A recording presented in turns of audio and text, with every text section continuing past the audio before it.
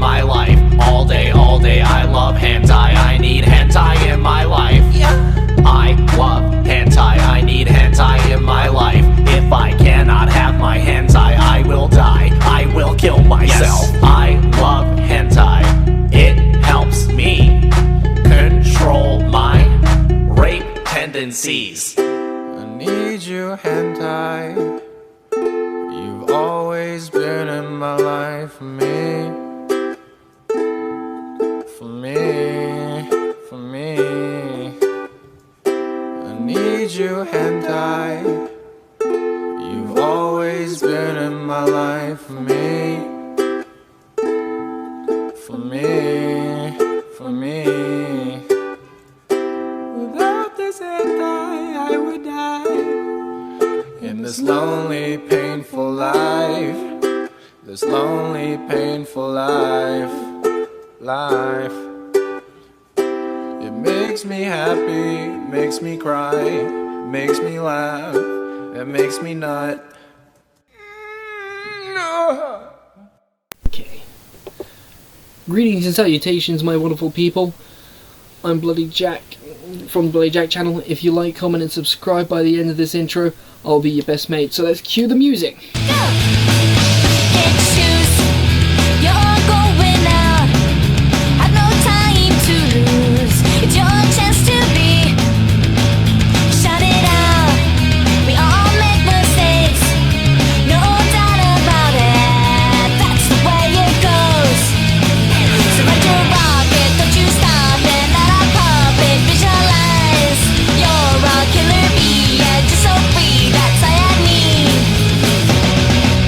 Your path to be. We're all here just for all the fun. Now you're jamming, jam it hard, yeah. Hype it up all once again. Hype it up. Right. This is slightly over the halfway point.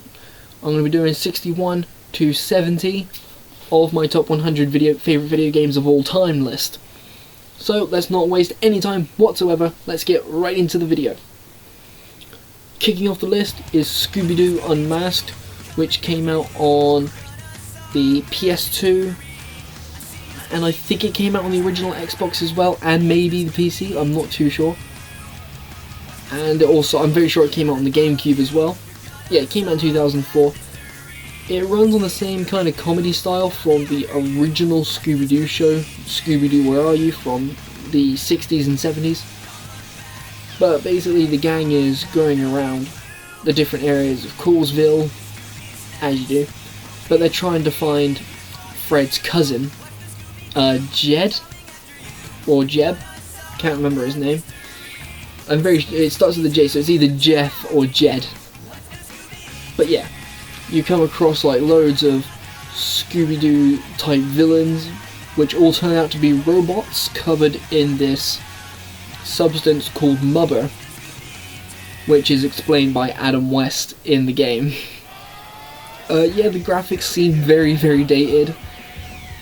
It's a third-person platforming adventure game, and the fact that to 100% the game, it doesn't take too much effort. I've beaten the game in about 3.5 to 4 hours at most, mostly because I wanted to 100% it.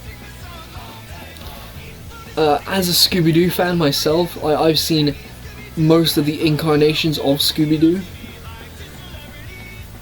and I've seen most of the movie. It's an alright game. I mean, you mostly just play as Scooby himself. There's loads of boss fight. There's a few boss fights. One being a giant dragon, one being a rock star, and it just gets crazier and crazier. You've got loads of enemies to fight, like rats, spiders, knights, ghosts, clowns, strongmen. It's weird. It gets weird because it's Scooby-Doo. There's no point in explaining it. But yeah, there's loads of stuff that you can do in the game, like search for clues to solve a part of the mystery in the area that you're looking through. You can unlock costumes for Scooby, like a bowman, like a Robin Hood kind of costume, a pterodactyl or like a like a Batman type costume that Scooby wears, or bloody or a martial arts one like a ninja costume where Scooby basically pulls off a combination of a Kamehameha and a Hadouken. And also you can find Scooby snacks which recharge your health, and every 100 obviously gives you a life, or recharges a life, or continue. Also you do have a health bar which you can increase over time by finding regular foods and bringing them to Shaggy, who basically just refills he basically just makes whatever he can. I would recommend you guys pick up probably the PS2 version if you ask me. But moving on, Nightmare Creatures, which came out in 1997 on the PS1. It's a third-person action game, like an action horror game. You can choose to play as two characters: a priest who has a giant bow staff, or a woman who has a sword, and you got to stop an evil sorcerer in like early 17th, 18th century England, and you got to fight like werewolves, giant spiders, zombies, like loads of like old gothic monsters from like the old school like black and white monster movies. The sound effects they use in the games, especially for the monsters, where you just hear the rawr, it's the most stock sound I've ever heard in my life. It's hilarious. I had loads of fun playing it. It's probably one of my favourite PS1 games ever made. I would recommend you guys find a copy of it and give it a try. You might probably find it on the PS4 online store for a pretty simple price, I guess. But yeah, I recommend you guys give it a shot if you ever get the chance. But if you want to see a full in-depth review of it, I recommend you guys go check out the Cat Icarus review, like somewhere on YouTube. Next, Medieval, which came out in 1998 on the PS1, then got a remake this year on the PS4.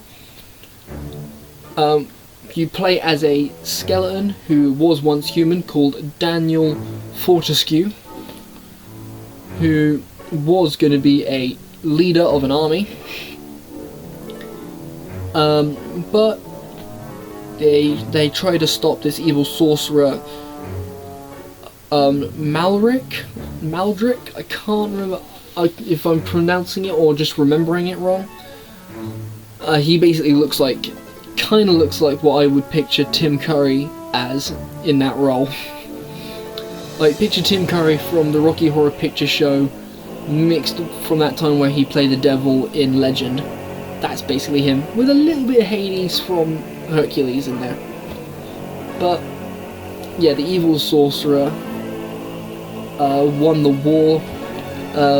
He put a curse throughout the whole country, turning everyone into monsters, bringing back zombies from the dead, werewolves, giant insects and everything.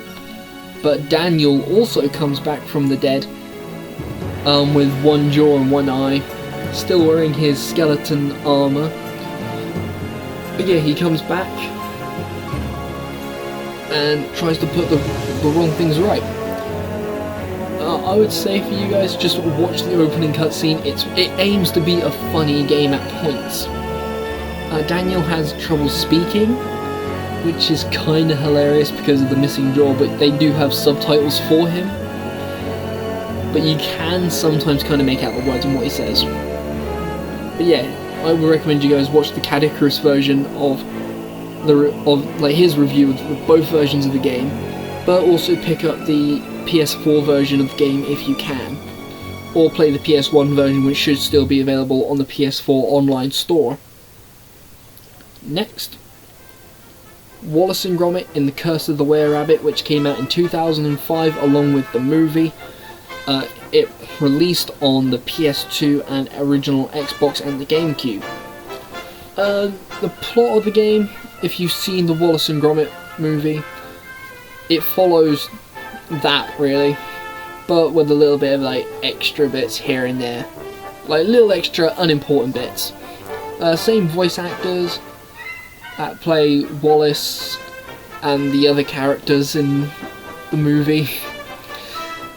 It's very detailed for what it is, because I love Wallace and Gromit to death. It's the most, like, the peak of British animation. Every character designed in the game does look like their stop motion counterpart. The game controls are kind of okay. It's like a third person, like picture Gears of War meets Rayman, I'm just gonna say, for the sake of argument. The characters you can play as Wallace, Gromit, and Hutch. And yeah, if you've seen the movie, you know the story. I'm not even going to explain it. Like, everyone probably has seen Wallace and Gromit: Curse of the Were-Rabbit. But yeah, I recommend you guys check out the PS2 version if you can. You should be able to find it pretty cheaply somewhere. Or just watch the movie. Or just avoid it if you're not the biggest Wallace and Gromit fan. Next, we have Ratchet & Clank: A Crack in Time, which came out in 2009 on the PS3. Since I didn't own a PS3 at all, my dad did, and every time I came around there, I'd always devote my time to playing Ratchet & Clank: A Crack in Time. I've got the first two Ratchet & Clank games on the PS2, Ratchet & Clank 1 and Ratchet & Clank 2 locked and loaded. It's either locked and loaded or up your arsehole. Yeah, the plot is, you can play as Ratchet, Clank and Cortex. But yeah, the story of the game is Ratchet finds out that he's not the only Lombax left in the universe. There's actually one other. Captain Quark is off doing whatever it is he does, and Clank has been found out that he's actually a time god because he's possessed by the spirit of a Zoni. If you like Ratchet & Clank, you've probably played this game or probably missed out on it. You could probably still buy it on. You could probably buy it on the PS4 online store, or if you still own a PS3, find a physical copy of it somewhere. You could probably find it in somewhere like on eBay or Amazon or whatever. It's real fun, great comedy, great weapons, great upgrades, great character building, great soundtrack, great animations. Everything in the game is fantastic. As someone that myself likes Ratchet & Clank, the series, I'd recommend you guys check it out too. Next, we have Shadow of the Colossus, which came out in 2006 on the PS2 originally, but then got remade on the PS3, then got remade again on the PS4. The story is you're playing as this kid. Can't even remember what his name is. I'm very sure his name is just the boy or the child.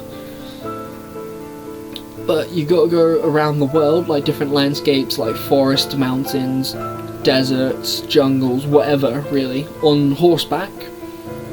And you got to fight you got to kill these gigantic creatures, which I'm very sure they're called the Colossuses or the Titans. It's been a long time since I've played this game. And yeah, it's real fun. The story kind of makes no sense at some points. The game's very straightforward. It gets right into it. It doesn't waste any time. The game does drag quite a bit when it comes to the travelling bits, but half the time you will realise that you're probably walking in circles. Oh Christ. If you want to get the best version of this, I would say either get the PS2 version or the PS4 version. Either one works fine. But if you like long fantasy games, where if you want to know the story, you basically have to discover it for yourself, definitely go for it. Next, Rayman Origins / Rayman Legends, which they both came out in 2011 and 2013. It was made by, it came out on the Xbox 360, PS3, Nintendo Wii, Wii U, and the Switch, and Xbox One and PS4. Rayman Origins basically went back to its original ideas, like back in the PS1 days of Rayman, just going around like the Dreamlands and such, collecting all the Protoons, and yeah, just Rayman with his friends, the Bubble Dreamer, Glowbox, and the Teensies, just saving the world. That's the plot of basically both games. Just trying to save the world from Mr. Dark. I have tons and tons of fun with both of these games. I never get bored with Rayman games. I could play Rayman games for days. They're all backwards compatible. Yeah, they're both backwards and compatible. You can even buy the remastered versions. You can buy the PC versions if you want on like Steam, Epic, or like Ubisoft Play. It's fantastic. Just give it a try if you like side-scroller games. But if you're gonna do it audio-wise, I recommend you guys put audio up to the max, because the soundtracks in both games are phenomenal. Next, Dust and Elysian Tale, which came out in 2012 on the Xbox 360, and I think on the PS3, I'm not too sure on that, and maybe the PC. But it's a side-scrolling Devil May Cry-esque styled game. You play as a fox/cat man called Dust, and he just travels across the world trying to remember who he is, slaying monsters and demons and such, with a sidekick that follows him around. It's great. I have a lot of fun playing it. It's backwards compatible on the Xbox One. If you can find a PC version of it, or like emulate it if you can, definitely check it out. I mean, I can't explain the story too much, because it's a very somewhat complex, in-depth game. But yeah, I would recommend you guys highly check that out. Next, Battle Block Theater, which came out in 2013 on PC, Xbox 360, and the PS3. Made by the same people that made Castle Crashers. You play as a little box character. Like, you can choose whatever shaped head you want, what colour you want to be, what weapon you'll probably have, or weapon you'll unlock. But you and all your friends are sailing on the SS Friendship. Yeah, you were just sailing, probably going on vacation or something or whatever. Then a giant tidal wave hits you. You end up on this random island that is run by cats, and your job is to perform. So yeah, you got to perform for these cats on stage through this Running Man / Maze Runner Hunger Games kind of stage show. It's weird. The cutscenes are really funny. The soundtrack's alright. If you want to watch a playthrough of it, I recommend you guys check out the Yogscast playthrough of it. It's really funny. If you're having a bad day, just slap it on. The multiplayer of it's really funny as well. I play it with one of my friends. I've played it with one of my friends, and we both had a pretty alright time with it. But yeah, I would highly recommend you guys give it a try, at least. Or watch the Yogscast playthrough of the game. And finally, Dragon Ball Z Kakarot. You guys know I'm a big Dragon Ball fan. I've seen every episode of Dragon Ball, Dragon Ball Z, Dragon Ball Super. I've watched most of the Dragon Ball movies. And also, you guys know I'm currently playing Dragon Ball Z Kakarot, which I will get back to at some point. Like I said in my last Dragon Ball video, I need to level up a little bit, then I'll continue with the story where we left off. But yeah. The plot of the game is, or the whole idea of the game is, you follow the plot of every episode of Dragon Ball Z.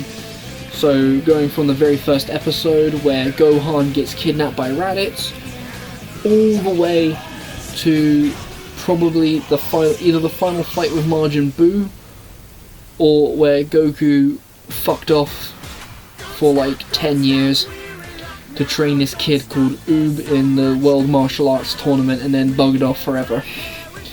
Which I believe that final episode is not canon, if I am very sure. As a Dragon Ball fan, it's really good. As an RPG game, it's fantastic. If you like anime games or a Final Fantasy type game, like open world RPG, definitely give Dragon Ball Z Kakarot a try. It is amazing. It's probably the best Dragon Ball game to come out of the past few years. Right next to like Xenoverse, Fighters, Raging Blast, or Budokai. It's great. It's just amazing. If you're a fan of Dragon Ball, I would definitely say you guys should definitely check it out. Like, get the PC version, the PS4 version, or the Xbox One version, if you must. Any version, it doesn't matter, you'll get the same experience out of it. Like, all episodes are linked, like, including the filler episodes, which you can play through as side quests, which are really good. So, yeah. That was 61 to 70 on my top 100 favourite video games of all time. I hope you guys liked it. Let me know on what your opinions are on these video games, or let me know what your favourite video games are in the comment section down below. Don't forget to like, comment, subscribe, hit that notifications bell in the corner, and also follow me on my social medias, which I'll put down in the description below. So without wasting your guys' time, I'll see you guys in the next one.